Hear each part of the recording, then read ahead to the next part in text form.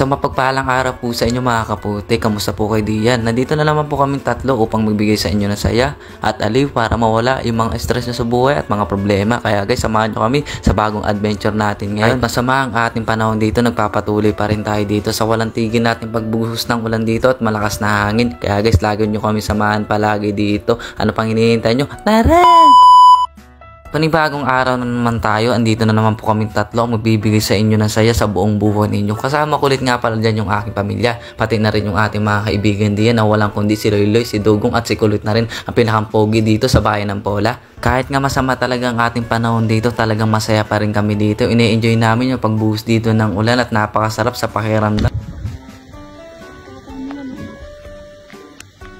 Malakas na hangin at ulan ang aming sinalubong dito habang tayo nagbabiyahe papunta dito sa palisdaan. Pero hindi tayo nabigot dito, nakarinig tayo sa napakagandang lugar at payapang payapa at wala ka marinig dito kundi mga huni ng mga ibon.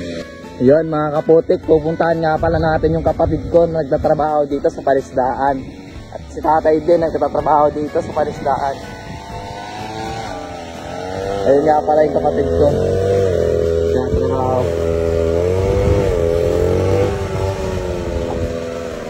Yeah! Yeah! Okay mo na! Okay lang! Okay lang! Yan, nagtatrabaho nga pala yung kapatid ko dito, mga kaputik, tapos si tatay dito nagtatrabaho sa palisdaan. Yan. Pupuntahan nga pala namin dyan yung aking mahal na tatay dahil sabi niya sa akin bago siya umalis ng bahay dito, uunan na daw siya dito sa palisdaan dahil may trabaho pa daw siya at kukuha na rin daw siya dito ng aming apple tripping dito. Pagkabot nga sa akin dyan yung aking mahal na tatay diyan, ito kagad yung kanyang mga nakuha. Isang napakaraming karahatan at napakalaki pa. Pero sabi niya sa akin meron daw siyang mga nakuwang iba dito at papakita niya daw sa inyo. Okay guys, ito yung huli ni tatay. Are, kaganina pa siyang umaga, amuan nito. At hihingin natin yung karatan na nakuha ni tatay dito sa palisdaan at lulutuin natin. Yo, ayun guys, napakadami na rin.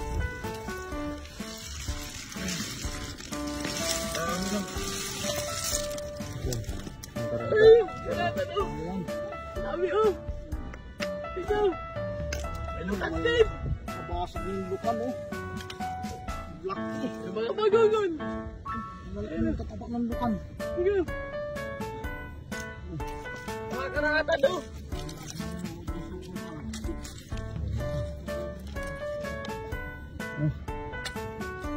Ayun, karatan o. Ano tayo natin sa butlip na? Ikaw! Ayas! Let's go! Ikaw! Pagkataktak nga namin dito, napakarami kagad mga nakuha ng aking tatay diyan. Katulad nga pala ng bagoon, tsaka lukan. At hiniwalay ko rin nga pala dyan yung karahatan. At pagkaiwalay ko nga dyan, hinugasan ko naman dito at nilinisan ko na rin. Pagkatapos nga nating linisin yung ating karahatan, ito naman ang ating kaibigan diyan. Naggawa ng kakaibang tungko na hindi nyo makikita sa inyong mga lolo. Nung nagawa na yung ating tungko na kakaiba, sinalang naman yung ating kawali diyan. Nilagyan nga pala natin ng tubig diyan. At pagkatapos natin lagyan ng tubig, lagyan naman natin yung ating karahatan diyan. Pakukuluan lang. Tingnan natin yung ating karata tapos yung lukan. Magkukuluan na siya. Ayan o! Ayun na natin. Ayun na natin. Pumunta na sa shell. Ano nakuha natin yung shell? Luto na. Karata natin. Ayan guys o. Sarap nito. Ayun o. Mahalagang paalala lang po kung meron man kayong klaseng gantong pagkain sa inyong mga lugar na tinatawag namin ditong karatan, ipapakita po namin sa inyo kung ano yung dapat alisin para ligtas po natin kainin. Unang-una po sa lahat, kailangan talaga nating linisin yung pinakang-shell niya at alisin yung pinakang-putik niya sa loob. Pagtagtag nga natin dyan sa pinakang-bahay niya, ito kagad yung una nating tatanggalin diyan, yung pinakang-buntot niya. Sabi nga pala dyan yung ating matatanda diyan, yan daw yung pinaka-importanting tanggalin kasi daw nandun daw yung pinakang-karhat niya. Kaya ang tawag namin dito sa amin karahatan kapag sinamo yung pinakambuntot niya sa pagluluto, talagang makarat talaga pag tinikman mo. Tapos natin tanggalin yung pinakambuntot niya, sunod naman natin pinakabatok ng karahatan. At kung nakikita nyo guys kung ano yung nasa batok ng karahatan, yun yung tatanggalin ninyo pag kayo magluluto nito. Nung natanggal na lahat yung dapat alisin dito sa karahatan, ay sunod naman natin, linisan nga pala natin dyan. At pagkatapos nga natin linisan diyan, ginahit naman ng ating mahal na kaibigan niya si Loyloy. Kailangan nga pala natin gayatin niya at napakaligat ng laman niya at napakasarap pa. Tara!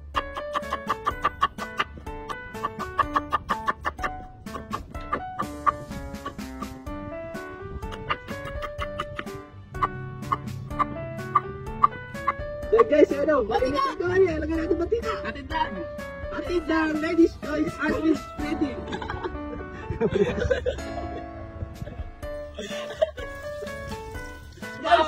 Bakit si Kuya? Sana kanya natin! Napunta batika!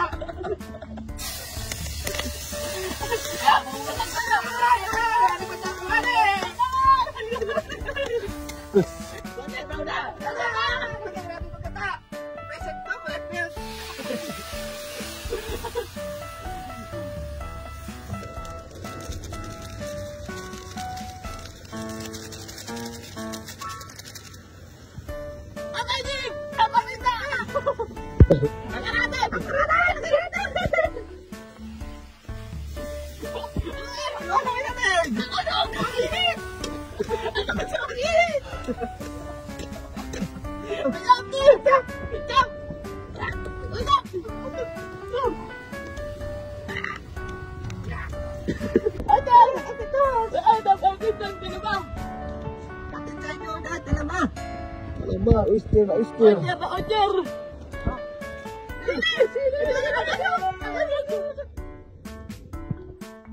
Kaya! Datamati!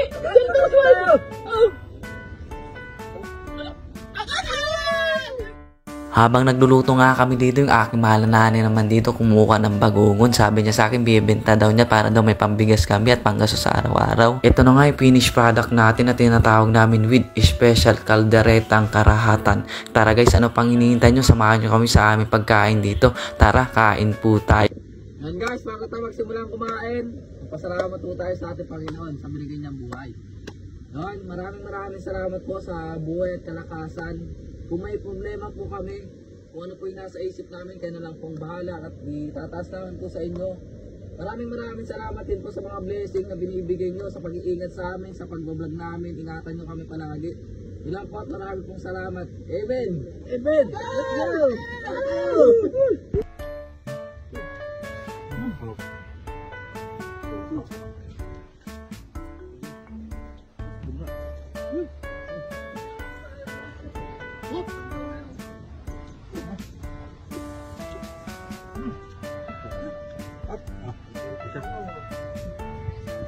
Guys, so karahatan, no?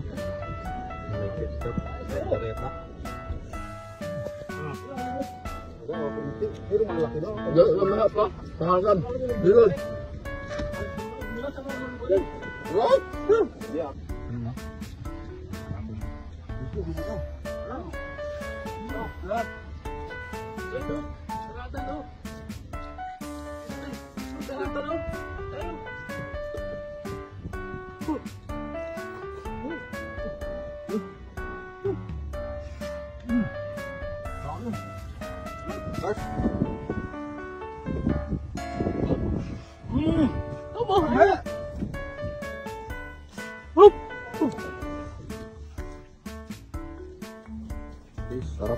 Lubos po kami nagpapasalamat sa inyo. Kung wala po kayo, wala rin po kami. Hindi kami bubuo ng pangarap. Patuloy lang po kami magbibigay sa inyo ng saya para mawala yung mga stress sa buhay, mga problema. Hanggat may pamilyang naghahirap, sipag at tiyaga para sa tagumpay. Pero lagi nating tatandaan, lumingon tayo sa pinanggalingan natin. Huwag natin kakalimutan kung saan tayo galing. Hanggang sa muli natin pagkikita.